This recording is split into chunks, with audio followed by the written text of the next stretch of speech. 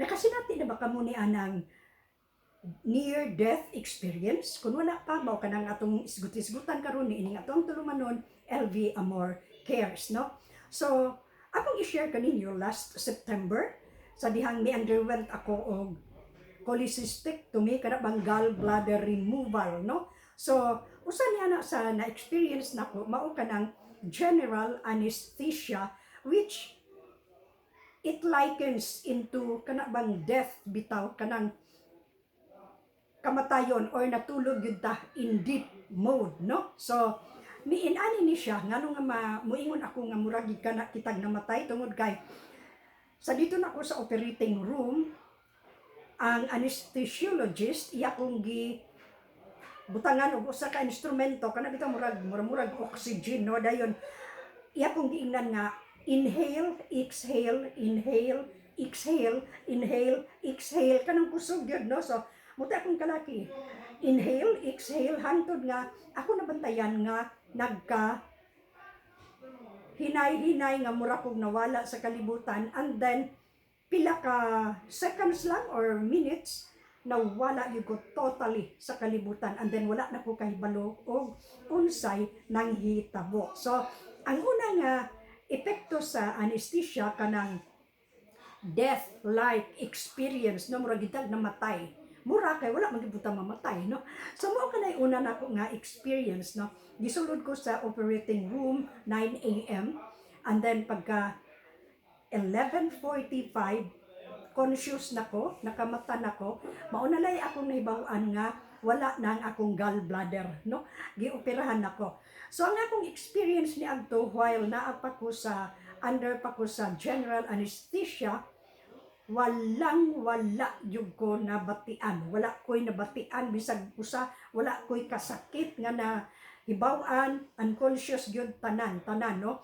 So kung ma-compare nato ang general anesthesia kana nakatulog na ta sa deep sleep, lahi ra pud tungod kay kung nakahinanok tag katulog nga lalong gyud ang katulog nga kana bitaw mingon sila nga murag gyud kog patay na tulog, makabati man pud ta, no. Makabati pak gihapon kita kung pukawon ta or something dunay emergency nga nanghitabo, makabati kita, no. So mao kana ang kalainan. Ang general anesthesia wala gyud kay madunggan, as in wala, maski pinaakan og hulmigas wala. So mao pud kana siya ang kalainan, no, ni anak. Muna siya una nga epekto sa anesthesia, kanang totally tsada gyud kaayo ang imong tsada gyud kaayo ang imong gibati kay wala gyud, walay no pain, no tear, unsa pa na ilang giingon diha, no, walay trouble. So ingon ana ang general anesthesia, no, as compared to deep sleep. So, mao kadto sa pag-abot na og 11:45 kay dali man lang ang operation sa cholecystectomy, open surgery man ang ako So, murag mga 9 gisugdan ko, 10, 11, murag mga 2 hours lang, no? So, na-conscious na ko. Sa pagka 11:45, of course, nanguta naman ko sa doktor o sa nurse, o unsa na orasa, sa 11:45. Nya 9 o'clock ko gisulod, so 2 hours. Dayon mo to nga ingon ko nga ngano sakit ang akong kilid, no. Diha na ko na bati nga gisakitan ako sa akong kilid, although tolerable nga pain, dili gyud ingon ko sakit as in sakit, no. Ingon gioperahan man ka, tuod, no, gallbladder removal man din ako. So mo to nahiingon ang nurse nga, oy kung nakakuan na lagi ka ma'am, dali ra ka kaayo naka gain og consciousness, no. So ako po siyang giingnan nga, kay nagpray man ko nga dili ko madugay o kana bang katulog. Dili ko madugay kay ang tendency ana kung dunay ipangutana ang mga nurses, kasi gihan man tagtawag, dunay pangutana pasagad tag sumpay. Which dili ko ganahan kay unsa pa lang niya pangutana nila, binuang niya musumpay ra ba pud na, no. Matud pa sa akong gagawa, ako din musumpay ko, pero ako kibaw unsa akong gisumpay, ilan lang kong katawaan kay misumpay ko, no. So mao to hiingon ako nga, so sa kuan ni kanang recovery room. Yes ma'am, recovery room. Then ingon ang doctor nga ibalik na siya sa iyang room. So to make A long story short, dito na ko sa ako ang room. After ana, katulgon man ko pa, hingbalik ko katulog. So, pag humani adto, gipakaon ko og arroz caldo, no? Arroz caldo. Wala na ko matiwas ang arroz caldo, murag duha lang ka hungit ngano kasukaon kay ko. Kasukaon kay ko din. Sugo lang kong gaana sa akong baba kadi ko ganahan nga mo throw up kay in the presence of kay ba na mga nurse na ikuan na no. Naingon ang mga nurses nga may gani ka ma'am kay kasukaon ra ang uban mo throw up gyud. Ingo agoy dili ko kay di ko ganahan mag kuan. Akong gipugnan. So mo to ang ikaduha nga side effect. Ang primero nga side effect kanang it likens to death, temporary death, no? Makatulog yung ka as in, dayon kasukaon ka. Hantod nga the following day mo lang gihapon nga akong gipili, gibati, no? Kanang kasukaon. So, pag humani adto nawala na medyo ang luod no sa akong ginawa. And then mitpuli ang pain sa akong hip bone. Paingon sa akong duha ka tiil, no? Laylay nga sakit. Laylay nga sakit, then ming ko nga ano po ni siya galaylay man oy sakit, then mo to nga giistoryahan ko sa mga nurse nga muna siya epekto sa general anesthesia, no? Mura kag namatay kasukaon dahil magsakit ang imong diri, ang imong gikan sa hip bone paubos, no? Laylay nga sakit. So may kabato og 2 weeks katong pain sa ako ang hip bone paingon sa ubos, no? 2 weeks to siya. And then pag humani adto ang ako ang likod, no? Kani akong diri likod diri sakit, bisakit pod, no? 2 weeks pud na akong agwanta. Pero but then nawala ra gid to siya. Nawala ra to siya kay mo may gikuan na nga munay mga side effects sa anesthesia, no? Dayon of course, matulog lang gid pug ka, mag-rest lang gid pug ka sa balay kay luya pa man ang imong lawas.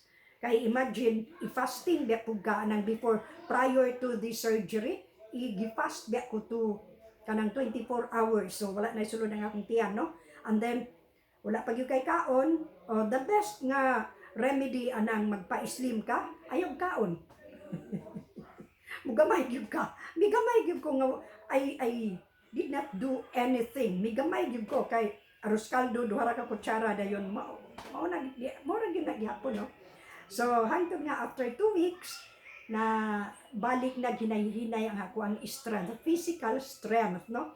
Nabalik na siya din karon okay na gyud ko, no? After September, October, November, December, after 4 months, 4 months gyud exactly, okay na gyud ko kaayo, wala na ko'y gibati, no? So nawala na ang pain sa ako ang hip bone paingon sa paubos, no? Ang sa akong likod nawala na, no? So inguna nang akong ika-share mahitungod sa effect sa anesthesia, no?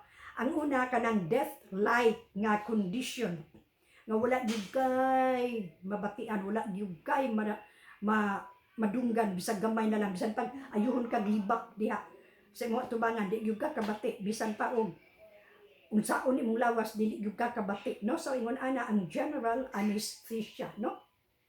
So ma-imagine ako nga ingon ani ra pud ini mamatay nga bisag unsaon pa ka diha og daot sa imong mga kontra or nabay maghilak, di na kakahibalo, di na kakabati, no? So mao kada akong ako agyong personal nga experience anang general anesthesia nga it likens to death, no? Kanang naa siya pero ayaw mo kadlok anang mo undergo og operation or surgery unya i-anesthesia, okay ra gyud kaayo, wala gyud kaba, no? So ana lang ang akong sharing. So ayok do na rasad tay nakatunan ni adto. Salamat kaayo for spending a few minutes listening to me. So mapasalamaton kaayo ko ninyo sa mga subscribers, no? Thank you gyud kaayo.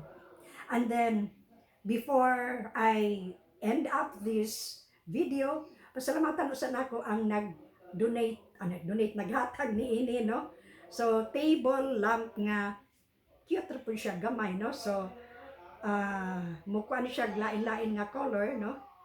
Inaana ra siya dayon, itap lang siya dayon kana. Thank you kaayo nimo Claire nga naghatag niini. Thank you very very much, no? So useful kaayo. So I hope everybody is okay, and then remember this: if the going gets rough and tough, looking unto Jesus, the author and finisher of our faith. For God so loved the world that he gave his only begotten Son, that whosoever believe in him shall not perish, but will have an everlasting life. So, if you feel like kaning ganahan sad mo sa content sa ato ang channel, feel free to click the word subscribe and the bell button for further notification. So, bye for now. Hantod sa sunod. Salamat kaayo. Love you all, guys.